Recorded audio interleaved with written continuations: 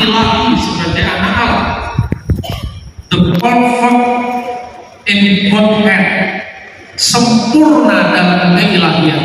Tetapi serentak dengan itu, Yesus juga sempurna dalam kemanusiaan ketika datang ke dunia sebagai putra manusia yang dilahirkan oleh Bunda Maria.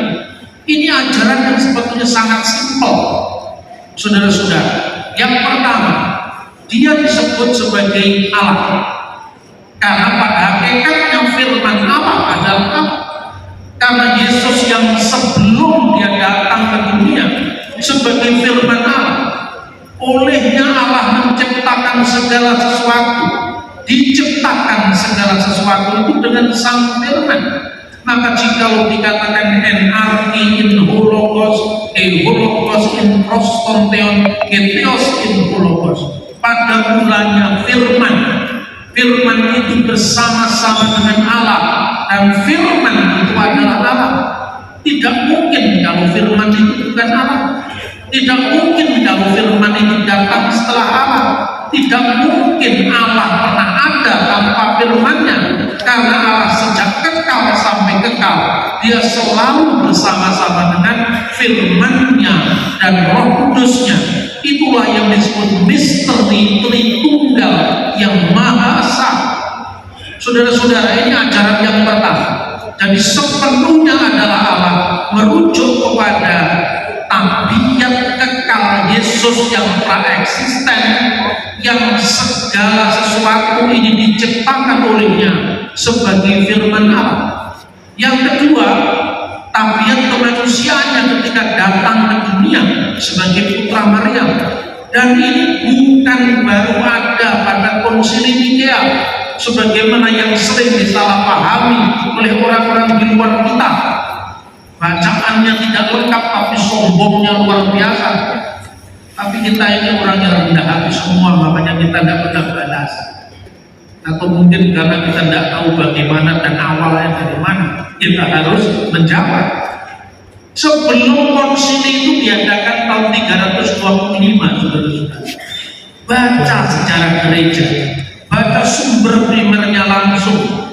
Ketika misalnya Rasul Petrus pernah mengunjungi Antioquia di Syria dulu, sekarang masuk wilayah Turki, tempat untuk pertama kali murid-murid Yesus disebut Kristen itu di Antioquia.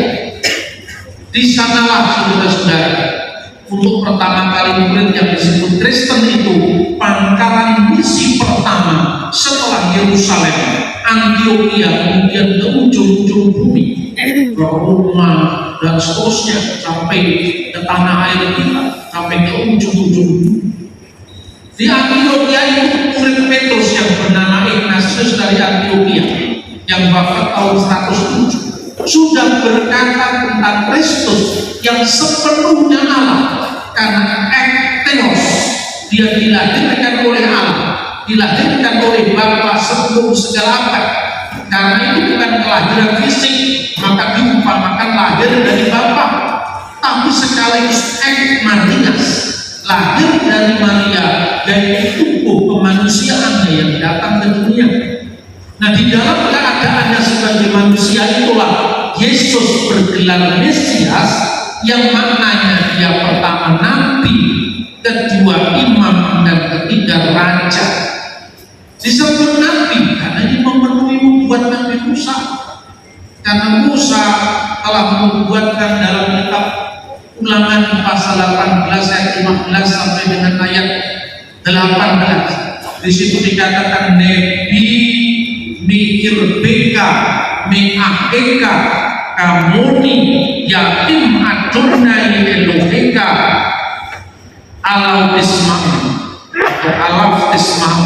Seorang nabi di tengah-tengahmu, mikir beka, bukan di luar Israel, di tengah-tengah Israel, di antara saudaramu, meaheka, di antara 12 suku Israel. Karena Yesus itu lahir dari suku Yehuda dan Musa lahir dari suku Lewi. Dan nabi itu kamuni seperti aku, seperti Musa. Dalam hal apa Yesus seperti Musa? Bukan hanya karena Musa punya bapak ibu, Yesus punya bapak ibu, terus tidak memenuhi syarat karena Yesus tidak punya bapak ibu, atau Musa punya istri, seharusnya Yesus juga punya istri, tapi ternyata Yesus tidak punya istri, nggak cocok. Bukan itu. Ada tema besar yaitu Exodus. Dalam Exodus itu apa? Musa adalah nabi yang membawa keluar, yang punya misi pembebasan dari penindasan menuju kepada kemerdekaan kekal. Itulah misi keluaran, itulah misi Exodus. Dan Yesus seperti Musa mengeluarkan Israel dari penindasan di tanah Mesir, maka Yesus mengeluarkan seluruh umat manusia yang percaya kepadanya dari penindasan dosa-dosa untuk memperoleh hidup yang kekal. Simbolnya pun, istilahnya pun sama, yaitu Paskah. Kalau orang Yahudi memperingati Paskah keluaran, Paskah kemerdekaan, itu mirip dengan 17 Agustus bagi bangsa Indonesia. Ditegaskan tadi, akulah Tuhan Allah yang membawa kau keluar dari tanah Mesir. Sama, kita juga punya Paskah pembebasan kita, karena berkat rahmat Allah yang Maha Kuasa dan didorong kami keinginan luhur supaya berkehidupan kebangsaan yang bebas. Itu rahmat Tuhan yang Maha Kuasa. Itulah Paskah kita, 17 Agustusan. Paskah Israel secara jasmani, pembebasan dari tanah Mesir, menjadi bangsa yang merdeka. Dan di dalam Kristen bukan sekedar Paskah nasional, bukan sekedar pembebasan secara lokal dari masing-masing penindasan setiap zaman, tetapi Paskah yang kekal, yaitu pembebasan satu kali untuk selama-lamanya manusia dari perbudakan dosa-dosa untuk memperoleh hidup yang kekal. Simbolnya pun diambil dari simbol Yahudi. Kemarin saya sampaikan, mulai memecah-mecahkan roti yang tidak beragi, Yesus juga lakukan di perjamuan malam. Tetapi kalau orang Yahudi ketika memecah-mecahkan roti tak beragi, mengucapkan liturgi seperti ini dalam bahasa Aramaik, halakma annia diakalu afaktana be'ara Misrayim. Inilah roti sengsara yang dimakan oleh nenek moyang kita di tanah Mesir, tetapi Yesus mengatakan, inilah tubuhku yang dipecah-pecahkan. Karena itu kalau di Paskah Yahudi selalu ada potongan daging anak domba. Di dalam perjamuan malam Kristus tidak ada potongan daging anak domba. Mengapa? Karena Yesus sendiri anak domba Paskah, penghapus dosa dunia. Dari bayangan menuju kenyataan, dari simbol-simbol menuju hakikat, inilah yang disebut penggenapan. Saudara-saudara terkasih dalam Tuhan, itulah makna Nabi yang pertama. Yang kedua adalah makna sebagai raja. Nah, inilah yang dikatakan, duduklah kamu di sebelah kananmu. Dan sekaligus di dalam konteks Sang Mesias sebagai raja yang kekal, raja segala raja, maka biasa disebutkan dalam teks-teks kuno tafsir Yahudi pra-Kristen dari naskah Laut Mati, disebutkan raja Mesias, raja yang kekal. Sekalipun kerajaan di sini bukan kerajaan politik, maka Yesus mengatakan kerajaanku bukan dari dunia ini. Maka Yesus adalah raja. Duduklah di sebelah kananku, artinya raja yang kekal sampai selama-lamanya. Nah, di dalam kemaharajaan Kristus sebagai Mesias itulah dibuktikan dengan dia bangkit dari antara orang mati. Maka Yesus yang secara manusia menjalani ketaatan, menjalani ketaatan kepada Bapaknya sampai kepada salib sebagai via dolorosa, jalan pasrahan total-totalnya sebagai hamba Tuhan. Maka ditegaskan oleh Rasul Petrus bahwa Allah telah menjadikan Yesus yang kamu salibkan itu sebagai Tuhan, sebagai Lord, sebagai Kurios, sebagai Adoni dan Kristus dan Mesias. Maka Yesus sebagai imam, Yesus sebagai nabi, Yesus sebagai raja, karena ketiganya itu adalah trimatra di dalam gelar Mesias. Dan yang paling terakhir tidak kita bahas di sini karena ini konteksnya Paskah, tapi saya singgung sedikit. Yesus disebut imam besar, tapi bukan imam besar dari Harun, imam besar secara manusia yang harus ada silsilahnya dari Harun, karena kenyataannya menurut surat Ibrani pasal 7 ayat 14 bahwa Tuhan kita tidak berasal dari keturunan Harun, dari keturunan imam Lewi, tetapi Mazmur yang sama dari pasal 110 ayat 4 juga menubuatkan bahwa Allah telah bersumpah dan dia tidak menyesal bahwa engkau adalah imam yang kekal, imam selama-lamanya menurut peraturan Melkisedek. Karena Melkisedek bukan keturunan Harun, Melkisedek itu kemungkinan adalah Sem, putranya Nuh, yang menjadi orang pertama yang menjadi imam besar atas hukum Nuh. Karena hukum Nuh inilah yang ditetapkan untuk bangsa-bangsa bukan Yahudi, sementara hukum Musa ditetapkan untuk orang Yahudi. Saudara-saudara, ini imam pertamanya, Kohen pertamanya adalah Melkisedek. Yesus lebih daripada imam Harun, tetapi imam menurut peraturan Melkisedek, karena Melkisedek bapaknya tidak ada dalam silsilah Harun, ibunya tidak dijumpai dalam silsilah Harun. Mengapa? Karena dia hadir sebelum Harun. Ini menjadi imamat yang istimewa, imamat pilihan Allah langsung yang kemudian diparalelkan dengan keimamatan besar Kristus sebagai imam besar perjanjian baru. Nah, di dalam konteks Yesus imam besar itulah Yesus disebut rasul. Itu disebutkan dalam Ibrani pasal 3 ayat 1. Pandanglah kepada rasul dan imam besar yang kita akui, yaitu Yesus. Inilah rasul dalam paham Kristen, inilah rasul dalam Alkitab. Tidak sama dengan rasulnya Islam, tidak sama dengan nabinya Islam.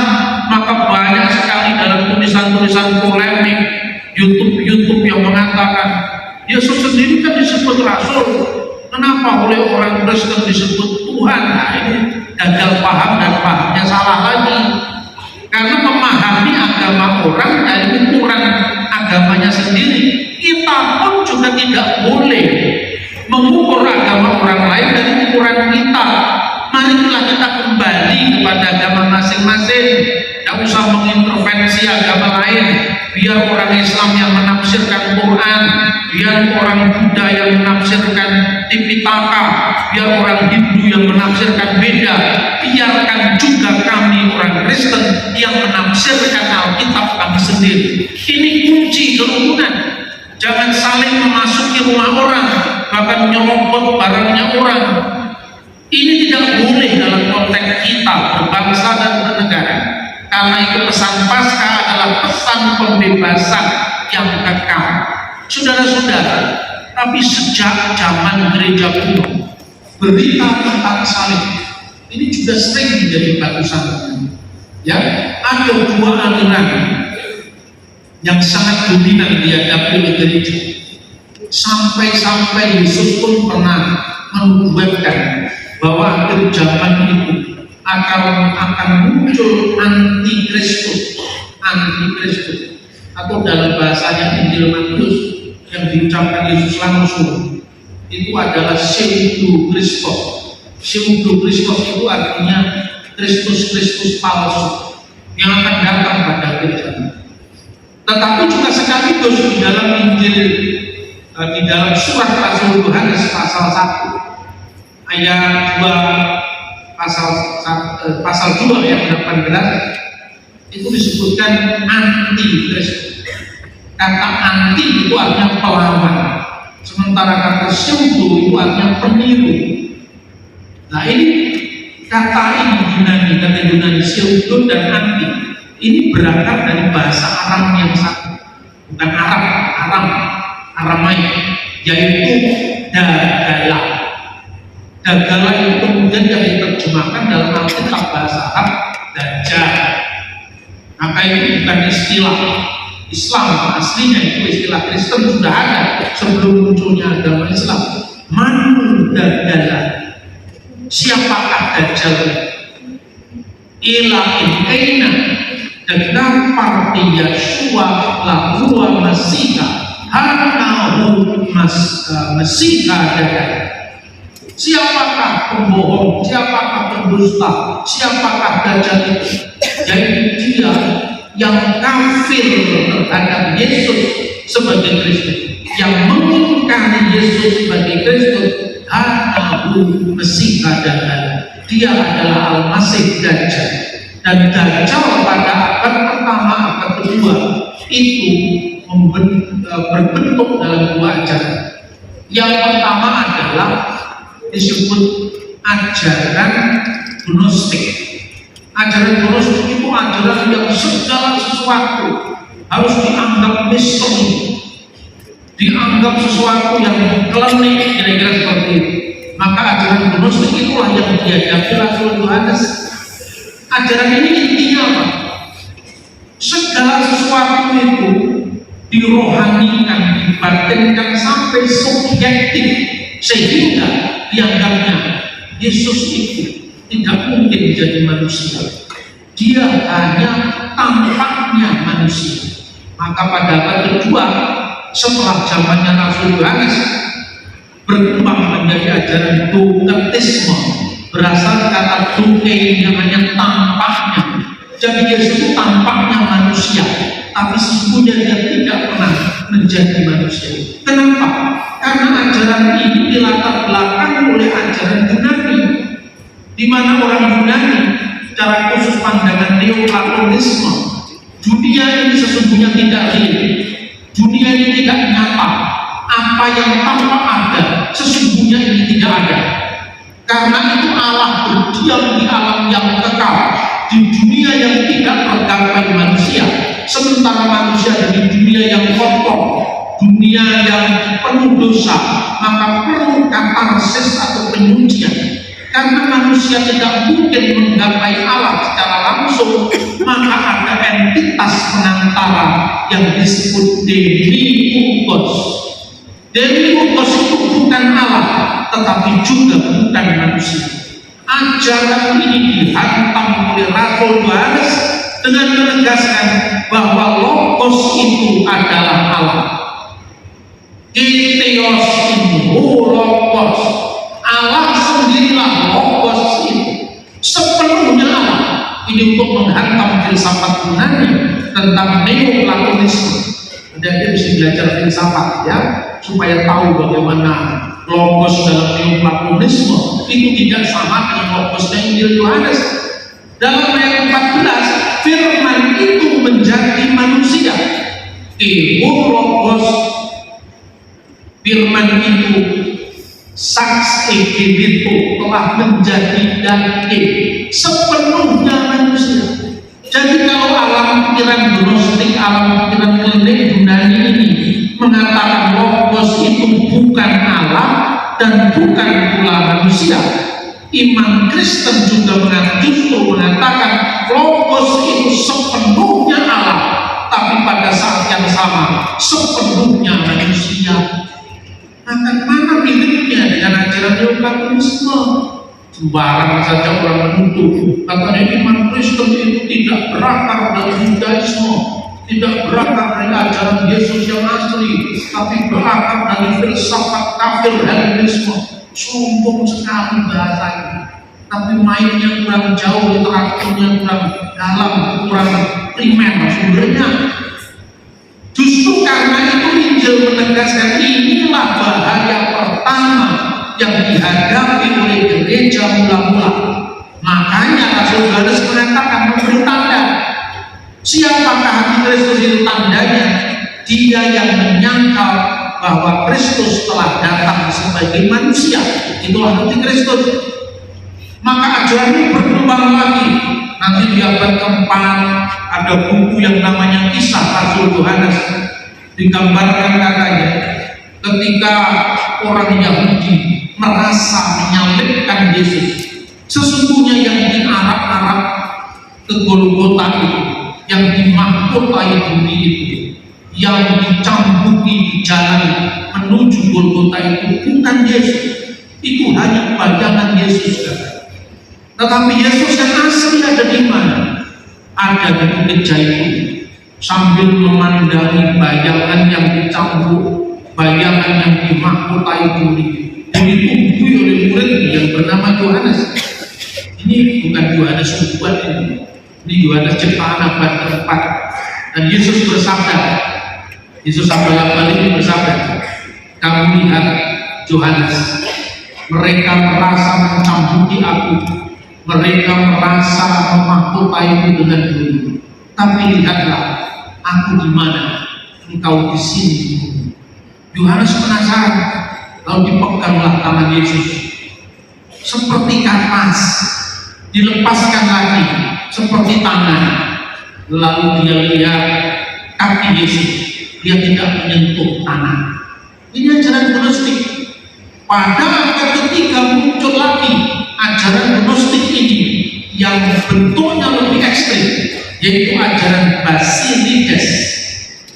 Basilides itu mengajarkan karena Yesus itu tidak benar-benar jadi manusia, maka yang disalibkan itu adalah Simon orang Kirene yang wajahnya disamarkan dengan Yesus, yang wajahnya diserupakan dengan Yesus. Ini ada dalam gereja kuno, dokumen yang ada sampai hari ini. Kenapa kita tidak membacanya? Karena kita ini terlalu sibuk mengurusi konflik Katolik Protestan, karena kita ini sibuk mengurusi konflik antar gereja satu dengan yang lain, tidak mau bersatu. Maka kalau Pak Kapolda sekarang menyelenggarakan KKR yang benar-benar menyatukan ini, di sini ada orang Katolik, ada orang Protestan, ada aliran gereja manapun, ini adalah tanda-tanda yang baik untuk tubuh Kristus bersatu sampai Kristus